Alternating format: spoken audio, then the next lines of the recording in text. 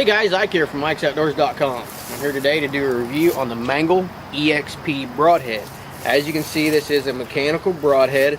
This has some really cool features to it. We're going to run through those real quick and then we'll show you some pictures of a deer that I killed with it. This is the 100 grain version. This has a 1.5 inch cutting diameter, and when you can see there, the blades, when they open up, they form an X, and they also will slide back into this type of pattern right here, so that the blades are maneuverable. 1.5 inch cutting diameter. The blades are 0.040 thick blades. They're 420 stainless steel. 420 stainless is a really good stainless steel for making knives, for making scalpels, things like that. So really good high quality blades on these, and really thick too. The other thing is these are sharpened to 0.2 on the BSI index, which is the same as a new scalpel. And I have actually taken these blades out and ran them down my arm, and they're shaving sharp right out of the box. So very, very sharp broadheads. The center on this frame is made out of 7075 T6 aircraft grade aluminum. So very, very tough aluminum. Some of the best aluminum that you can get.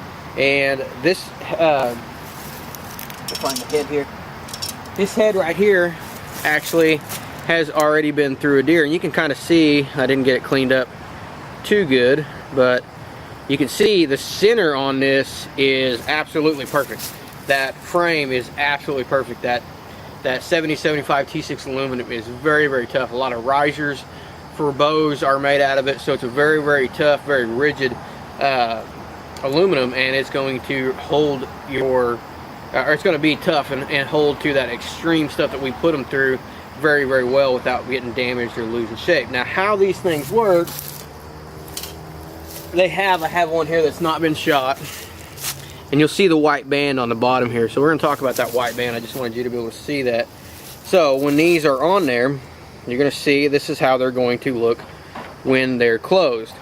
As it goes in, the point is going to penetrate the animal's hide, and as it goes into the hide, it's going to catch these flares right here, and when it does, it's going to pop them open, and that rubber, or that little white deal on the bottom, keeps it closed. So as it hits those, I can't remember what those are called, but as the point is, the expanders are going to open the blade, and as the expanders come back and open the blade, your blades are going to open up. Now you can see these blades can move around in there, so, and they can slide right back just like that, which is probably what's going to happen when they hit. They're going to slide right back like that, and they're going to make an impressive wound channel. So I'm going to show you some pictures here of I shot a doe with these, and I didn't get the video camera on in time, but I'm going to show you some pictures of the entry wound, the exit wound, and the blood trail that I got with this deer.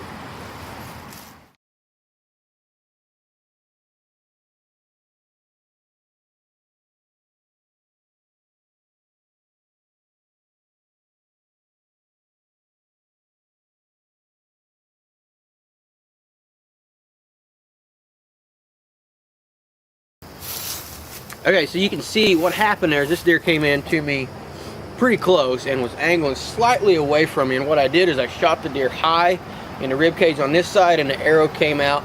It basically came out like this. It came out the underneath her arm on this side, and this is the actual arrow and broadhead combination that I used to shoot her. I actually just brought it home and cleaned it up because it had some paunch blood on it from hitting her so far back. That it was just nasty, and I cleaned it up because I didn't want to deal with all the paunch blood on there. But it went through and it hit her paunch, it hit her liver, and it hit the top side of both of her lungs. It did not hit her heart. But you could see there by the entry wound and the exit wound and the blood trail, she didn't go very far at all. Actually, when I shot her, she went over about 20 yards and stood there, and at that point she staggered around a little bit. And I thought about shooting her again, but she was staggering so much, I knew she was going to go down. After she staggered and kind of righted herself, she went over about another 20-25 yards and laid down and was dead. And I knew that where she was, I could have walked right to her at that point. And I thought, well, I'm going to go ahead and find the arrow, the blood trail, and everything like that. The arrow was stuck in the ground behind her. I shot her with a APA Mamba, and the Mamba just is shooting these SD is just really, really hard. And the arrow went through and was sticking in the ground right where I shot her. It was just buried into the ground. The blood trail was immediate. I mean, absolutely immediate. And where it went to, I had a pretty good blood trail to where she stopped for about 20 yards. And where she stopped right there, blood was just pouring out. I mean, I could see her when she was standing there. It wasn't coming out of the entry wound because it was so high, but out of the exit wound, the blood was just coming out. And I wish I would have turned my camera on. I thought I had the camera on my bow the whole time, but I ended up not having it on.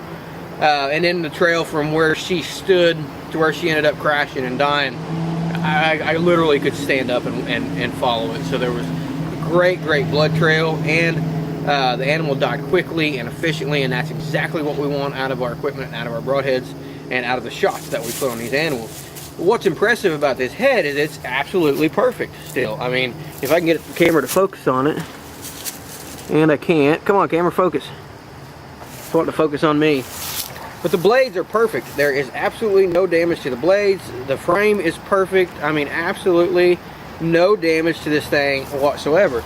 And inside here, this is a screw with a stud on the back, and you can just unscrew this thing and take. What I did was I unscrewed it. I put the blades in my vise and just clamped it up, and took a broadhead sharpener and just went right across the thing and sharpened them right back up to hair shaving sharp. Now they're probably not as sharp as the original blades, but they're reusable. You know, they're sharp enough that they're going to go out, and I can kill something with this with absolute confidence. So I like to use the same head over and over again until I destroy it, or until I have to replace the blades, until it's just so dull that I tear up the blades and I can't use it anymore. This one is definitely going to be fine for that. It's still in great shape, still flies great, nothing bent on it. The blades are now sharp again. It comes with the extra collar, comes with a few extra collars for the bottom, so I can put a new collar on it and go right back in my quiver and go right back to shooting more deer.